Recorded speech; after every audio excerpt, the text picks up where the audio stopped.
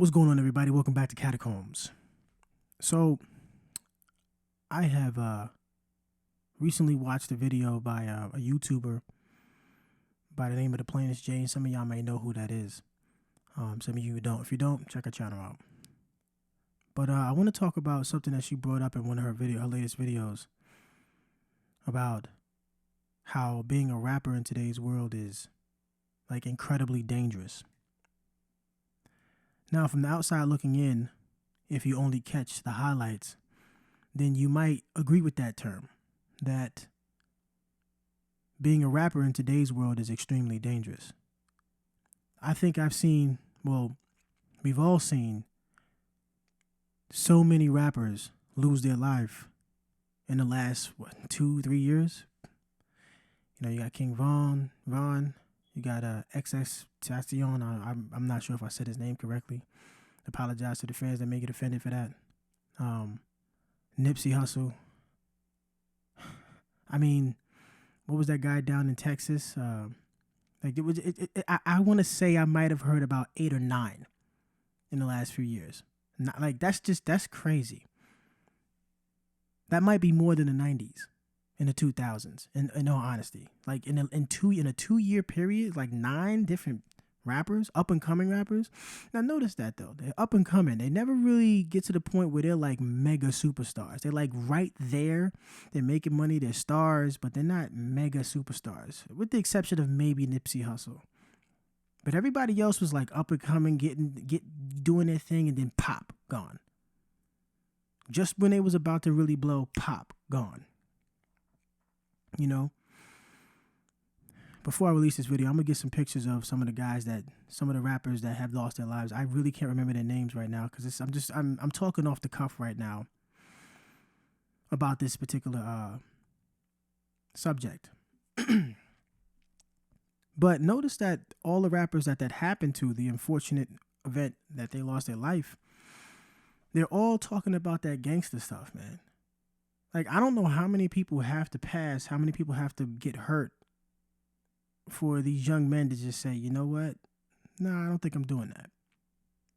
I understand it's hard though, because in the black community and the Hispanic community, to not as much of a degree as the black community, but it's damn close, a very close second, that the men have to be that in order for women to be attracted to them. Real talk. Like, if you're a black dude right now, right? Tell me if I'm lying. Now, you have to be, and I've said this in a video before too, you have to be thugged out. You have to be rough around the edges as a black dude for a black woman to really like you or to take notice. If you're any type of lame or what they perceive to be lame, your chances exponentially go down in her eyes. You're not as attractive. Like, you may be cute, but the moment you open your mouth, oh, he's a nerd, or he's a lame, and blah, blah, blah, blah, blah. He's not up on current events. I still get that to this day with friends of mine. I'm like, dude, I have other shit to worry about. I don't need to know who the newest singer is. I don't give a damn. Why? Because they ain't putting nothing into my pocket. I don't need to know who the hell these people are. I don't need to be hip about every little bitty thing.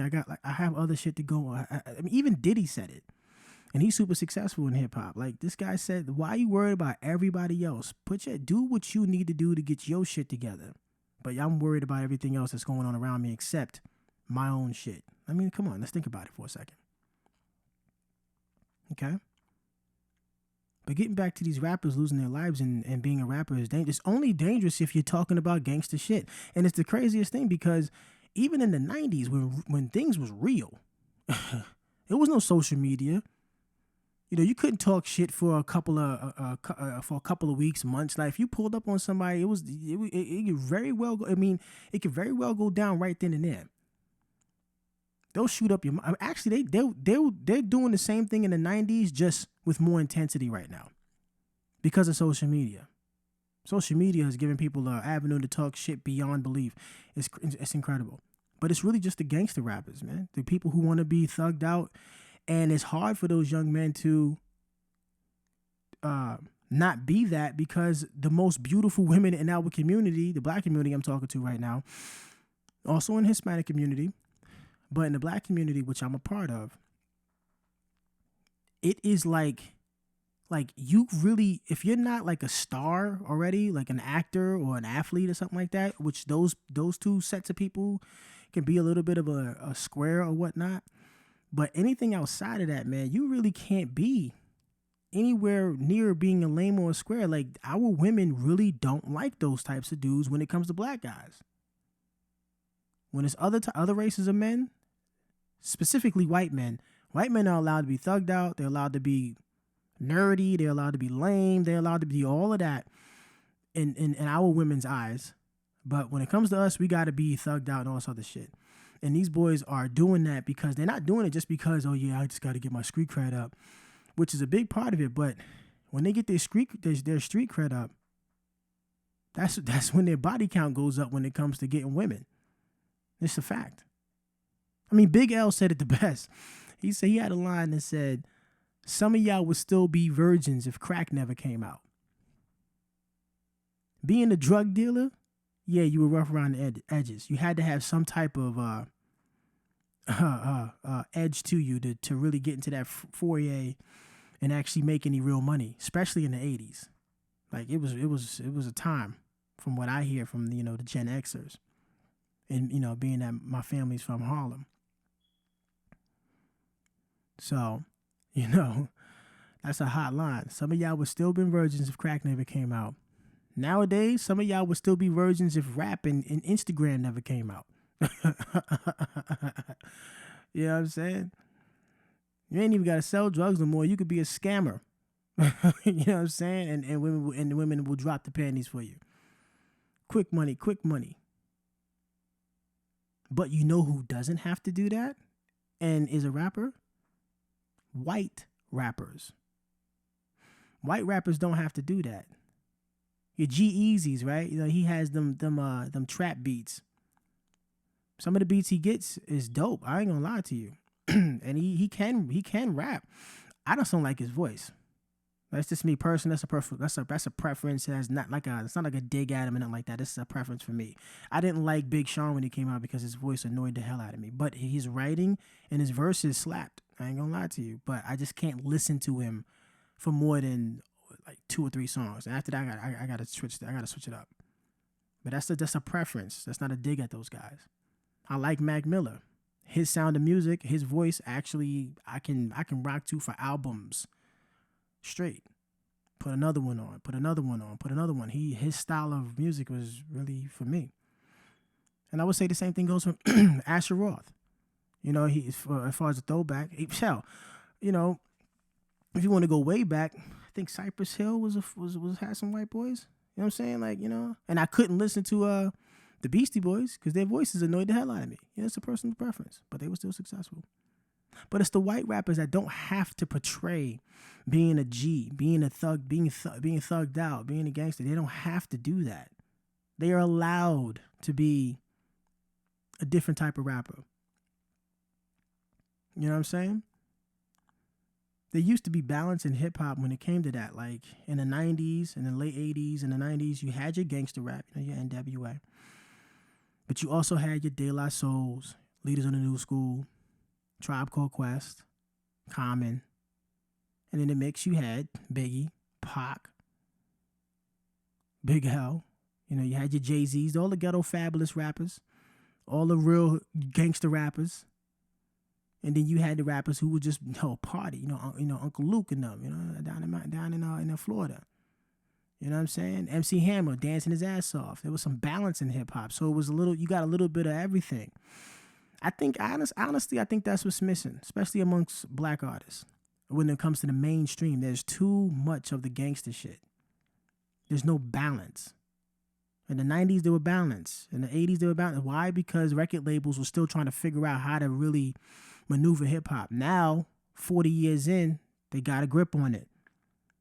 And now all the young dudes who are running, who are taking over the reins right now are saying, you got to do this. Especially with the female rappers, too, man. Think about it.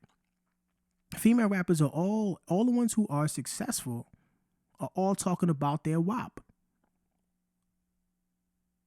You know what I'm saying? Like, think about it. Did I even say that right? WAP or WAP? WAP, what? WAP.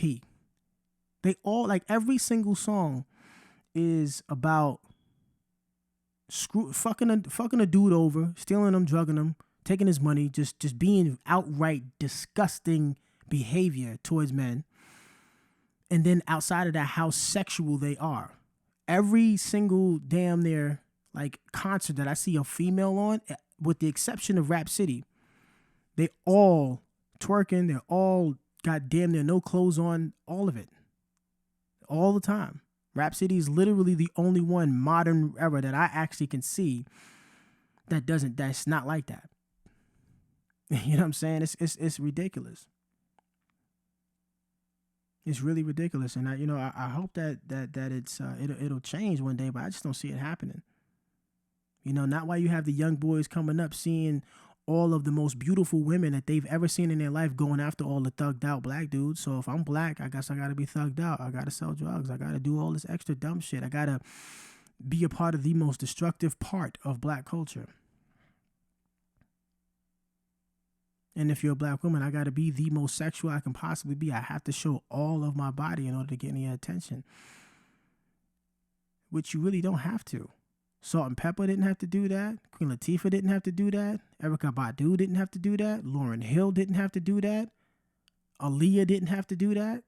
Monica didn't have to do that. Brandy didn't have to do that. MC Lyte didn't have to do that. They all were successful musicians. Da Brat didn't have to do that. I mean, come on, man.